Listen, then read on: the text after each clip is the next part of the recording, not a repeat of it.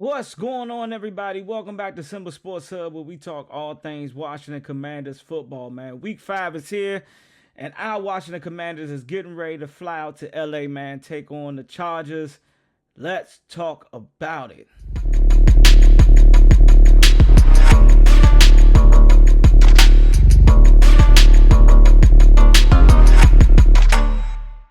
All right, man. So here we go, man. Week 5 is officially here. But before we get into the breakdown and takeaways and what I expect to see from our Commanders, man, make sure y'all hit that like button.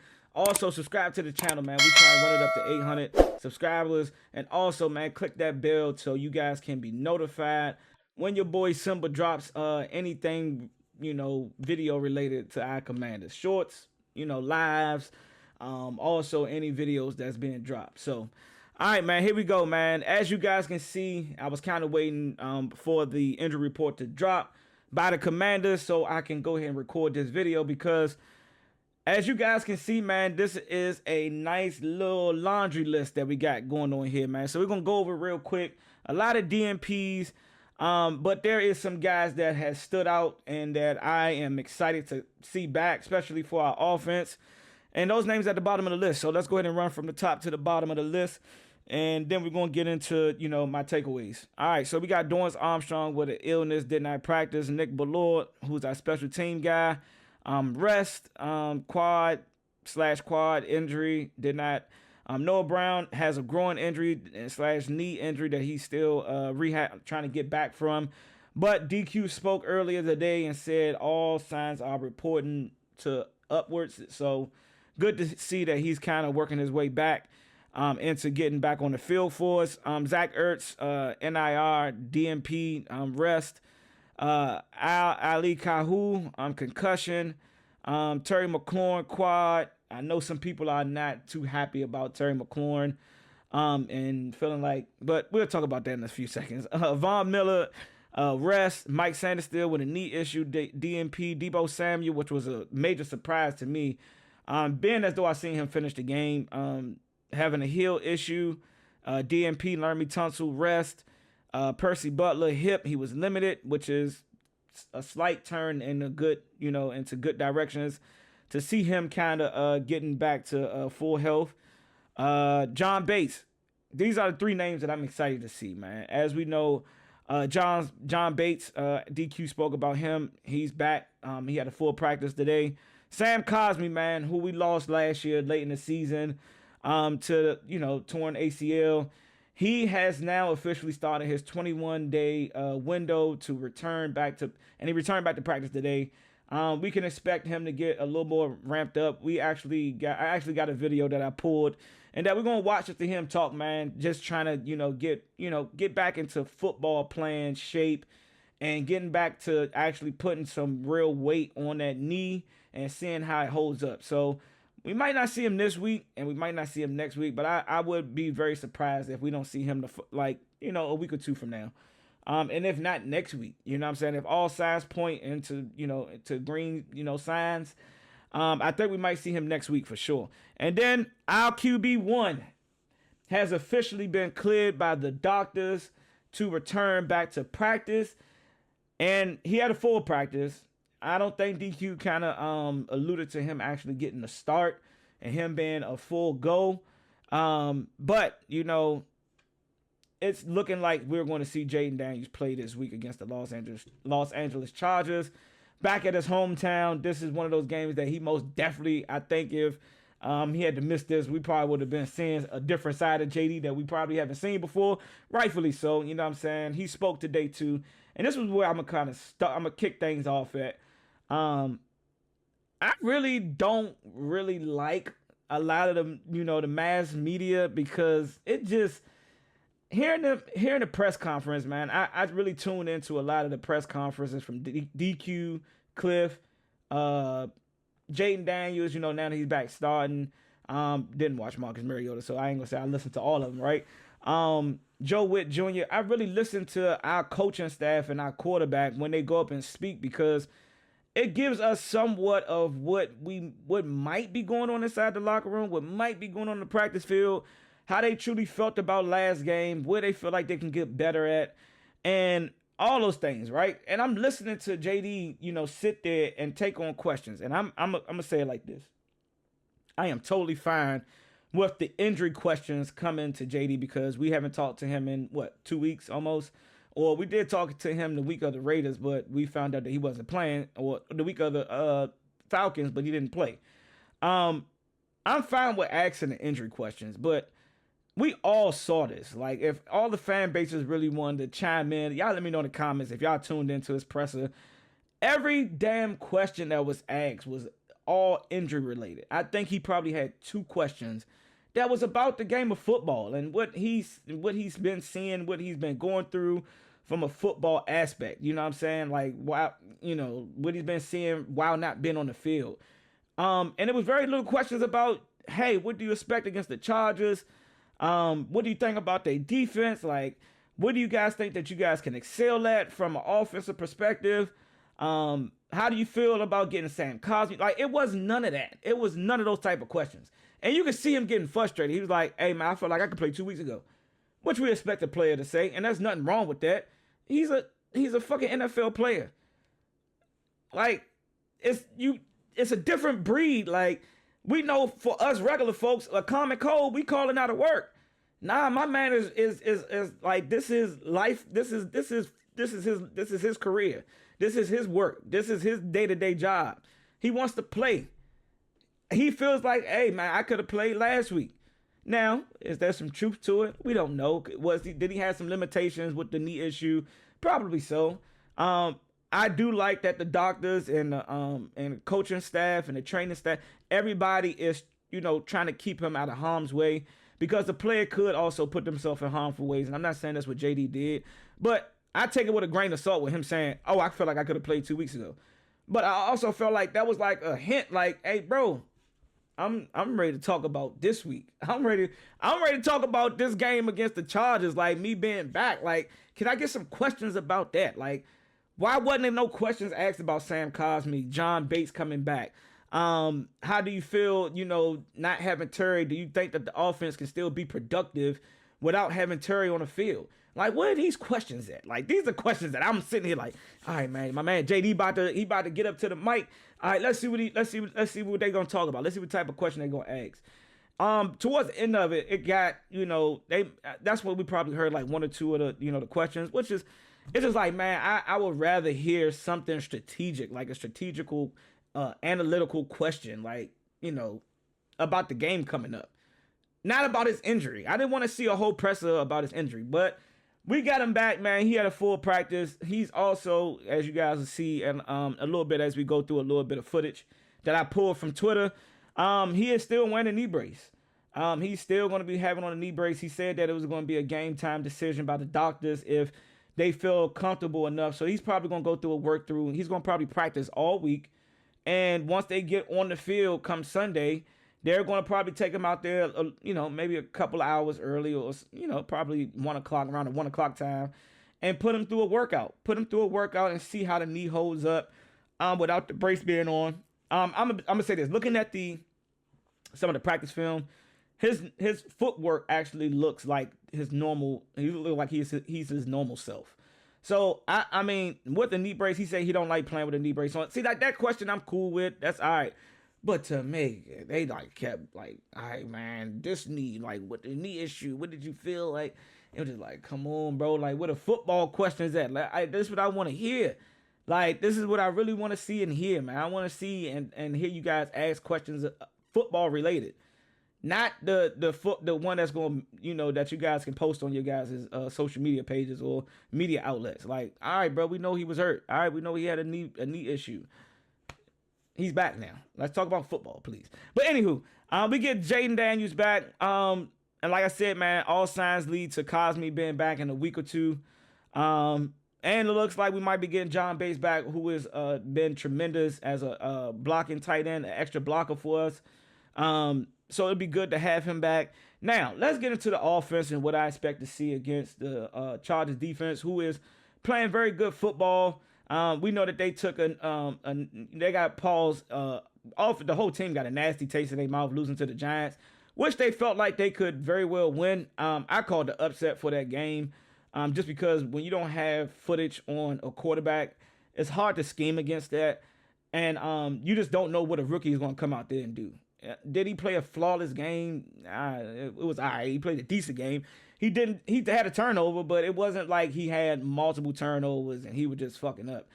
He did take a lot of hits in that game. But without Khalil Mack, they probably their best pass rusher. Do they still have a good defense? Yes. But do I think our offense with JD being on the field, even without Terry McLaurin, do I still think that we can move the ball down the field? Hell yeah. What I would like to see from this game. So one of my key takeaways is going into this game is that seeing the success against the Atlanta Falcons. I'm not sure who got the best defense between Atlanta and Chargers, but what I have seen from our offense is having success. Minus the Packers game, we have been able to run the ball way better than we did last year. Like C-Rod, Corey, Lil Bill, and McNichols, who I haven't been high on, actually stepping up and showing that like all three of these guys can run the ball. To where you don't have to use JD as a running, he's going to make plays with his legs from a passing perspective, but you don't have to have that many designated design runs for, JD. I think with our three running backs, the running back committee thing could work here in Washington. Do I think Ja'Cory could be our primary back? Yes, I do. But do Cliff and the rest of the coaching staff believe in that right now? Man, yes, yet to be. It doesn't seem like it because he did not start again against the Atlanta Falcons. He didn't see the field probably most of the first quarter. And I mean, the reports that we've seen is that they don't trust him in the pass coverage, like being a pass blocking running back. And that's kind of one of the hurdles that a lot of young running backs have to develop and get better at as they go on. And they're slowly, gradually getting them in there. But no way that you see two guys who have 7 carries apiece, both averaging over 5 carries, man. No, that needs to be ramped up to about 15 apiece to where we can make our offense a lot more very more, like it can be way more dominant. If we can have a successful run game, if we can dominate on the run, that opens up the doors for the misdirections, the motions with Deebo Samuels and Jalen Lane and Luke McCaffrey, and Terry McLaurin when he comes back. Like a lot of bootlegs, it opens up the door for a lot of the play action game to open up because now a lot of the defense is going to be playing the run a lot more aggressive. So what does that do? That make you susceptible to, getting beat.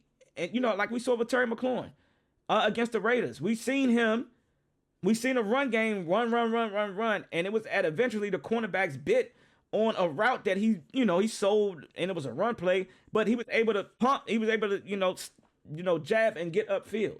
So I want to see a better run game. I want to see us run the ball more consistently and just have more runs in general. Now is the time for Luke McCaffrey. I kind of wish, we signed Robbie Chosen to the mob, and I think we activated him today. I think that's right here too. Let me see. I think I pulled that up. Yeah, so signed Robbie Chosen to the practice squad, but I think he did get elevated up. I think that's due probably to, we don't know what the Deebo injury is. We'll probably hear more from DQ tomorrow about that. No, or we hear from the offensive coordinators and defensive coordinator. So yeah, we probably don't hear that about that tomorrow. We probably hear it Friday. If he's gonna play or not. If he has another DNP, it's probably likely he won't play. So we gotta have to rock with Luke McCaffrey. We gonna have to rock. I wish that we brought up my guy Jacoby Brooks. Because I think that that's a hidden gem that the Commanders has on the practice squad that can come in and make plays. We believe in Chris Moore, who he's do this and then he go down here. He's like up and down, he's an up and down receiver. He's not consistent with his hands. But that's what I would like to see out of the offense. Also, Javante John Baptiste has been moved to the injured reserve list. I don't know if they have spoken about if it's season ending with the pec injury. Hopefully it's not, man. This dude has been dealing with injury since we drafted him. So it's starting his playing time and his growth a little bit.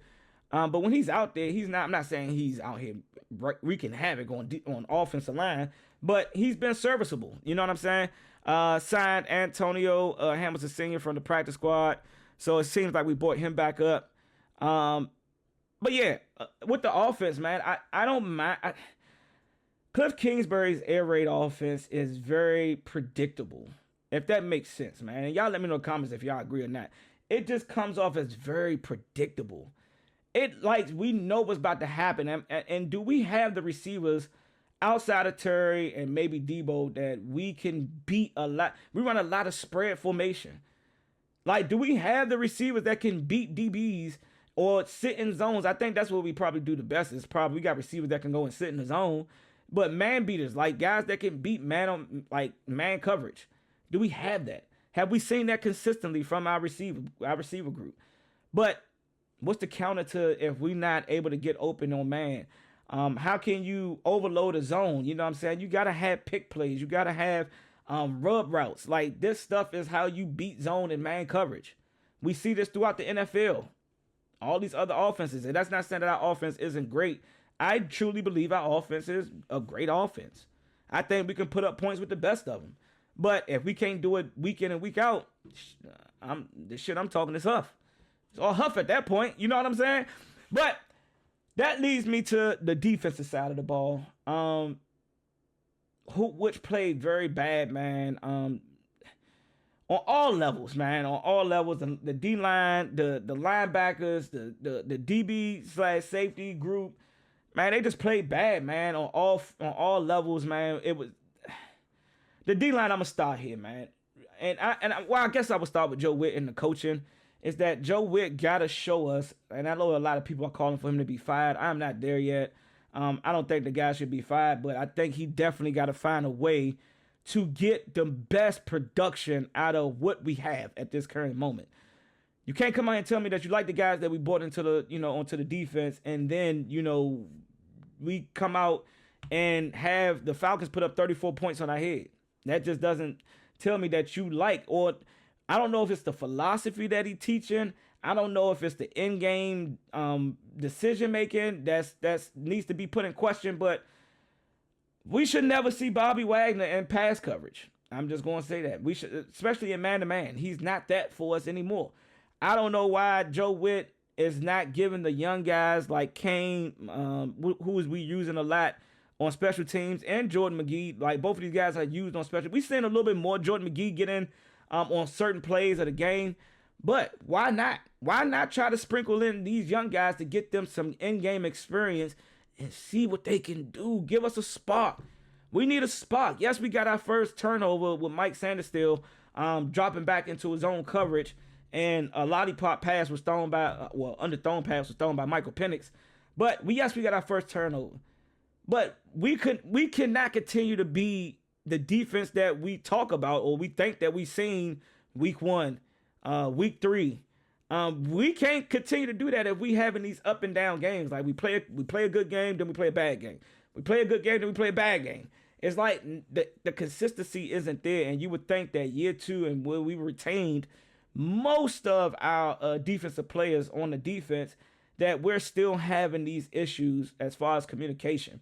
So I touched a little bit on the D-line. I talked a little bit about the linebackers and Joe Witt scheming up a better blitz scheme, like having a better blitz scheme, like DQ alluded to in his presser. Man, I would like to see us run a little bit more stunts, with our D-linemen and line. You can run it with the D-line. You can run it with the linebackers. If our front four isn't getting pressure at the start of a game, start dialing up the blitzes. You got to, and it can't just be blitzes by Frankie Louvu and Bobby Wagner. You got to send Frankie Louvu in a corner, Frankie Louvu in the safety, Bobby in the safety, Bobby in the corner. Like, we got to get creative. We got to try different shit, stunts. You got to send Frankie Louvu and Bobby Wagner. Shit, they can't pick up everybody. It's only 5 down linemen. How can they pick up everybody? Just can't. You just can't. And then you got the guy Marshawn Lattimore, who a lot of the fans are giving up on at this given moment because he's done more worse than good for us. He's had plays where, he's done his job, and that's all you can really ask of. But the big plays is where he sticks out. I don't want to call out one guy because our whole DB crew, Mike Sanders, still haven't been playing the best. He's gotten cooked in man coverage. Trey has gotten ran over by running backs and quarterbacks. He's not. This was his first game. I think he finished the whole game. But he got beat on slant routes. Every one of our cornerbacks got beat on slants against Drake London.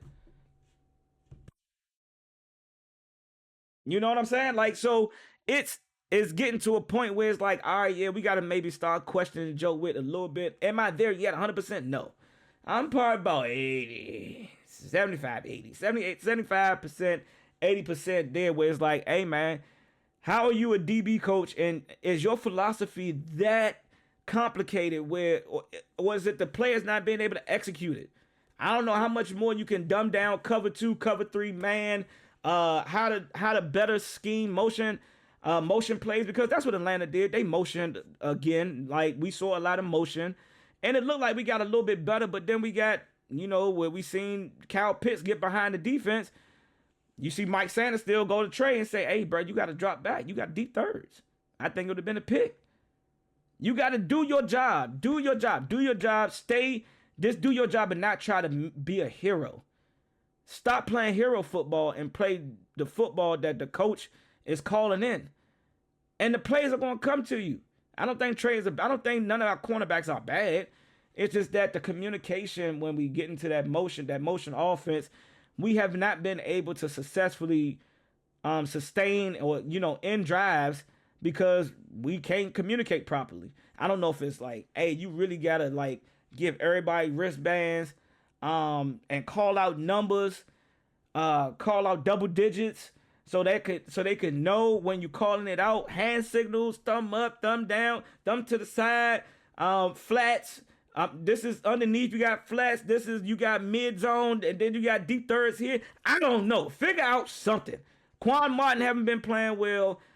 We lost Will Harris. We signed Donnell Savage. He coming the goddamn game and his eyes stuck in the backfield. That's like Pee Wee football, like maybe middle school or Pop Warner, where you get your eyes caught in the backfield and you let Cal Pitts just leak out and score a touchdown. Sorry, I know we're not supposed to be talking about the Atlanta Falcons game no more. I already talked about it, but shit, I'm still pissed off. So hopefully the communication, I don't know. Hopefully they're in the DB room, trying to figure it out.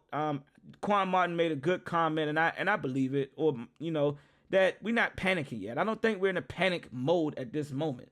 Yes, did we lose 2 games, but we 2-2, y'all. It's a lot of teams that's 2-2 right now. It's a lot of teams that's 1-3, and some teams 0-4. So we right in the middle of the pack with this thing. So we definitely got some time to get it together. This is a long season ahead of us, y'all. The chemistry can only get better. Did it get better last year towards the end of the year? It did, right? It did. It definitely did.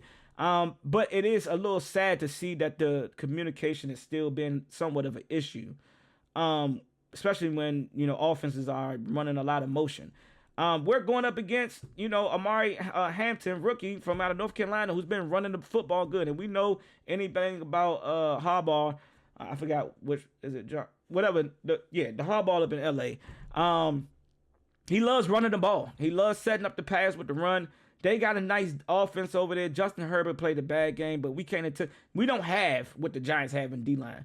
But they did lose another key offensive lineman. Joe Alt is out. Rashawn Slater is out. So we should be able to get some fucking pressure on Justin Herbert as well. If we allow their backups to come in and, stall us out on pass rushing, if we don't at least have 2 to 3 sacks this game, yeah, Joe Witt, we might need to be discussing something. I'm sorry.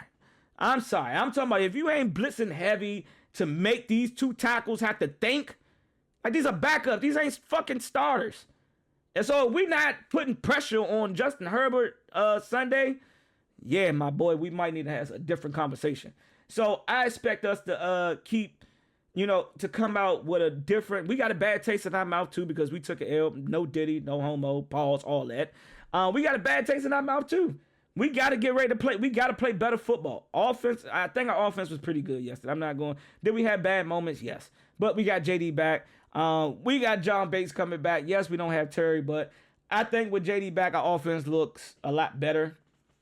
But our defense got to play better football, man. We cannot allow. Defense can't be the reason why we're not a successful team. It just can't be. I mean, yes, do we need to make some additions? We definitely do. Not make some additions. So I take that back. Scratch what I just said. But we just need to play better. Full quarters of football, man. When we got moments to get off the field, we need to get off the field. Simple as that. Now to our special teams. I don't think the special teams played pretty bad. They didn't play great either. Outside of the punting and shout out to Matt Gay. I know I gave him a lot of flack, and I'm still gonna give his ass flack. Fuck that. He need to give me at least 7 games of consistent kicking. Fuck it. That's 7 games, my nigga. So right now, nigga, you still not off the hook, Matt Gay. I did pull a clip of him, and we gonna hear a little bit, not too much. So let's get through it. All right, here go our guy JD. Like I say, he look a little fluent. He don't look like he has any hesitations in his movement. Good plant. Good at least like he's able to plant and push off. Stick his foot in the ground and deliver some nice passes. The knee looked good. It looked good from practice. Now game time, we already know that's a different story. Here goes Sam Cosmi. Mentally, have you been able to trust it? Yeah, that's what we're working on right now.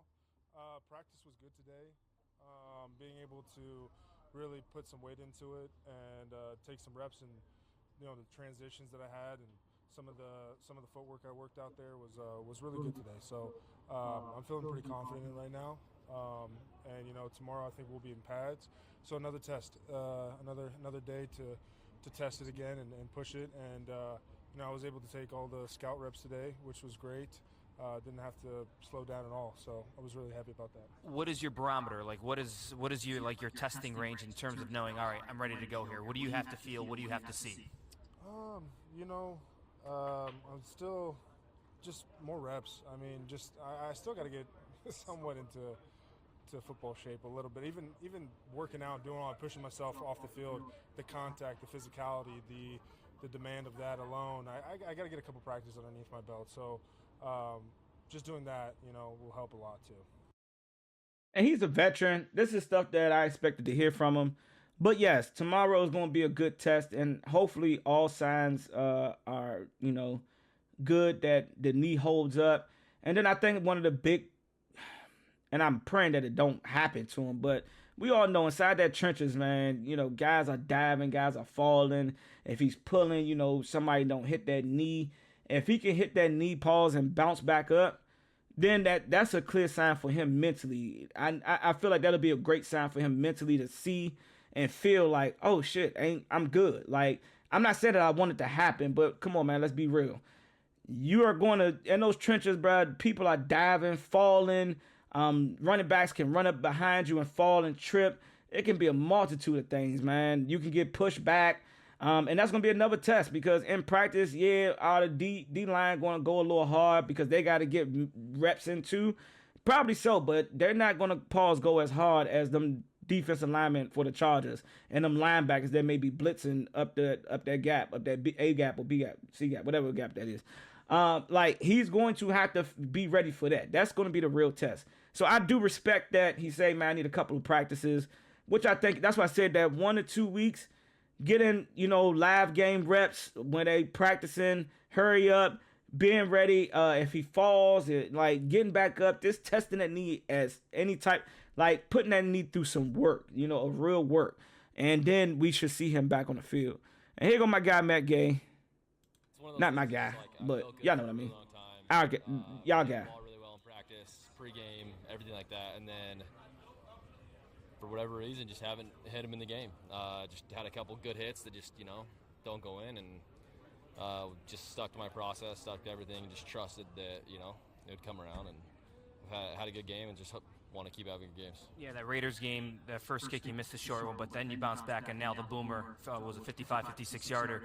Just that one kick, I mean, can that just change everything in a sense? Because, you had some struggles, leading up to that 56-yarder, but then you nail it and you haven't missed since.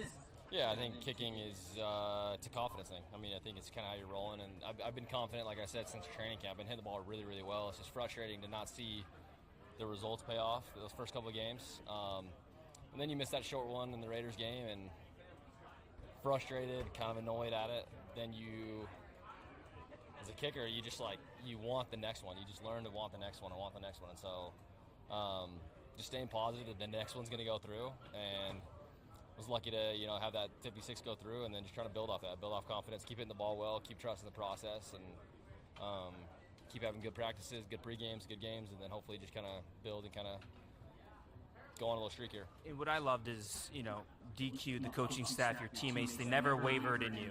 Like, they remained confident with you. What does that do for you to kind of see that, they still had your back no matter what? Oh, it's massive for a kicker and his confidence. You just know, no one in the locker room turned their back. No one treated me differently. Everyone was really just like, you're going to get it, man. We're right here. You're going to get it. You're going to get it. DQ just sticking to his guns and just being like, he's our guy. When you hear that, you're just like, man, it just gives you the boost of confidence. And I just want to make kicks for this team. You got guys like that. You got coaches like that, AP. I just want to make kicks and help us win games. Shout out to Matt Gay, man. What he said is 100% correct, man. You want to try to build upon, stack good games and just build upon it. And that's a beautiful thing that the locker room and the coaching staff and the players are still rallying behind Matt Gay. I know I'm on. He's in my fucking doghouse for right now. Until he showed me multiple games that he can kick. But it's good that the locker room is still entrusting in him. I know I can. I know I've said some things on Twitter, so I'm sorry, Matt Gay. Sorry, but not sorry, nigga. I don't give a fuck. Make the goddamn kicks, Slim. We need points.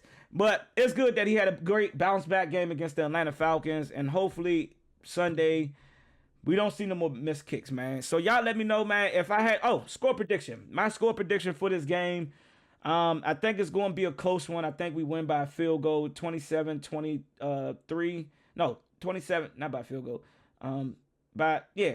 Not by field goal, but I picked the 27-23. That was the score that I can't. No, 27-24. God damn, I fucked that up. Yeah, 27-24. I think we come out victorious.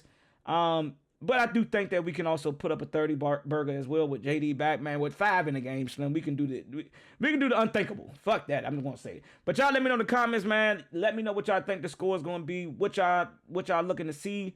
How are y'all feeling going into this game? Y'all let me know in the comments, man. I'll catch y'all in the next one, baby. Raise Hill. I'm up out of here.